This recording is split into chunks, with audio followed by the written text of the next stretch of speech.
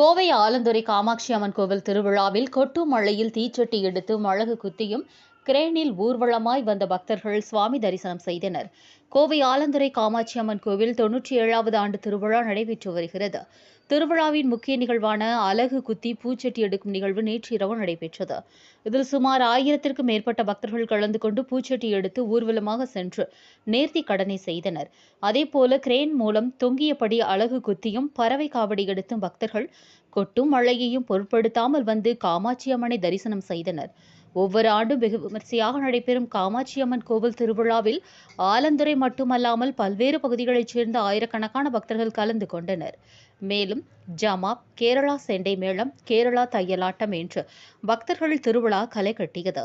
இறுதி நாளான இன்று மஞ்சள் நீராட்டு விழா, இசை நிகழ்ச்சிகளுடன் காமாட்சி அம்மன் கோவில் திருவிழா நிறைவடைகிறது.